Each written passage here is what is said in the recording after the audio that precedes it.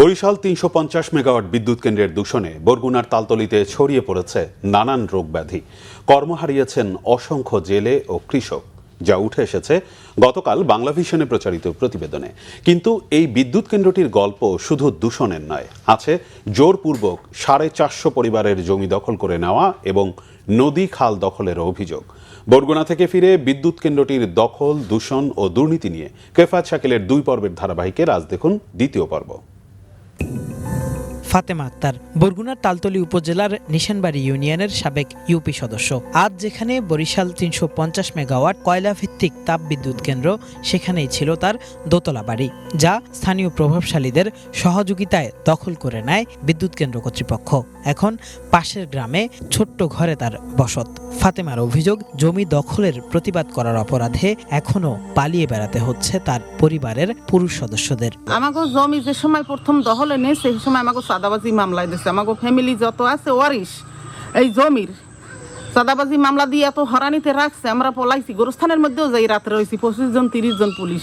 ফাতেমার মতো বড় অঙ্কুজান পাড়ার জমি হারানো 450 পরিবারের পক্ষে নেতৃত্ব দিচ্ছেন সুলতান শিকদার। তার দাবি, 90-এর দশকের শেষের দিকে পায়রা নদীতে জেগে ওঠা খোট্টার চরের জমি 99 বছরের জন্য ভূমিহীনদের বন্দোবস্ত দেয় সরকার, অথচ সেই জমির বড় অংশই দখল করে শুরু হয় বিদ্যুৎ কেন্দ্র নির্মাণের কাজ।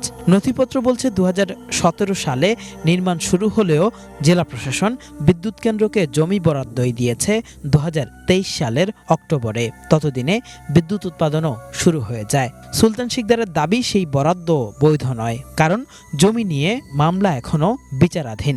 জমি এই মাথা থেকে ওই মাথায় কেনছে এক ডাক, এই মাথা কেনছে এক ডাক, এরকম কিনা টোটাল জমি বাউন্ডারি দিয়েছে, মাঝখানে জমিগুলো ফালাইয়া, আমাদের জমিগুলো ফালাইয়া। আমাদের জমি যখন লিজ দিয়েছে তখন কি আদালত দেখছিল না আইন কি এক পক্ষে? আমাদের কোনো আইন নাই। শুধু জনগণের জমি দখল করা নয়, বিদ্যুৎ কেন্দ্রটির বিরুদ্ধে নদী দখল ও খাল ভরাটের অভিযোগ তুলেছে খোদ জাতীয় নদী রক্ষা কমিশনই। খালগুলো ভরাটের কারণে ওই এলাকায় জলাবদ্ধতার সৃষ্টি ও কৃষি জমির ব্যবহারযোগ্যতা হারাচ্ছে।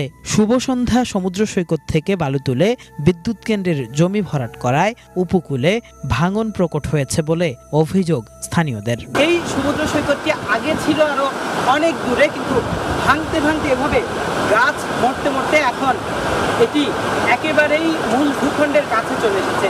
স্থানীয়রা মনে করেন এই জায়গা থেকে বিদ্যুৎ কেন্দ্রের জন্য যে বালু উত্তোলন করা হয়েছিল, সেটির কারণেই এই সমুদ্র সৈকত এলাকায় এমন তীব্র ভাঙন সৃষ্টি হয়েছে। তাপবিদ্যুৎ কেন্দ্র করার জন্য যখন করছে, তখন এখান থেকে বড় চায়না ড্রেজার থেকে যে বালুটা উত্তোলন করছে, ওই জায়গা থেকে সরল জমিন থেকে 40 ফিট উপরে এই সম্পূর্ণ বালুটা এখান থেকে নেওয়ার কারণে আজকে এই বৃষ্টি ধ্বংস হয়ে গেছে।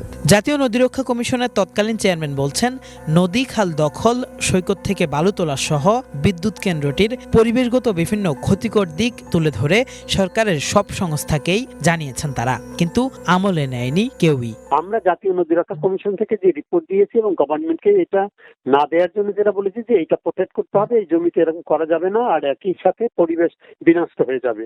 সেই জায়গায় নদীর কূলে যে জায়গাটা আছে, 3টা মোহনা, এবং ওখানে যে মৎস্য চাষিরা আছে এবং মৎস্য প্রজনন যে ইলিশের, এইটাকে বিনষ্ট করা যাবে না। তো এইটা সত্ত্বেও এটা কিন্তু করা হয়েছে। প্রাইম মিনিস্টার অফিসে পর্যন্ত আমরা রিপোর্ট দিয়েছি। সো অল কনসার্ন সকল মন্ত্রণালয়গুলোকে আমরা কিন্তু অবহিত করেছি। নানা পর্যায়ে তাদের প্রভাব খাটিয়ে তারা এটা করছে বলে মনে হয়। জমি দখল থেকে আজ পর্যন্ত এসব সমস্যার বিষয়ে বিদ্যুৎ কেন্দ্র এবং সরকারের বিভিন্ন দপ্তরে ঘুরলেও কোনো প্রতিকার পাচ্ছেন না বলে অভিযোগ স্থানীয়দের। তৈরি করার সময় থেকে আমরা এখন পর্যন্ত অবধি আমরা এটার কথাই বলতেছি, কিন্তু এদের যে কর্তৃপক্ষ আমাদের এই কথার কোনো জবাবও দিচ্ছে না, আমরা তাদের মুখ থেকে শুনতে পাচ্ছি না। সব আইন উপেক্ষা করে এই তাপবিদ্যুৎ কেন্দ্রটা এখন পর্যন্ত চলছে। বাংলাদেশ বিদ্যুৎ উন্নয়ন বোর্ড বলছে, বিদ্যুৎ কেন্দ্রটির অপরাধের তথ্য প্রমাণ পেলে অবশ্যই ব্যবস্থা নেবে সংস্থাটি।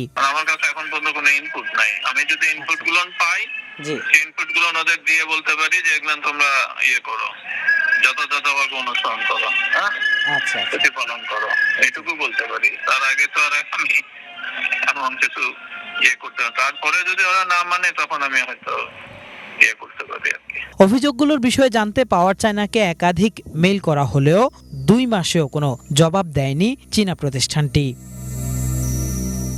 কেফায়েত শাকিল, বাংলাভিশন, বরগুনা।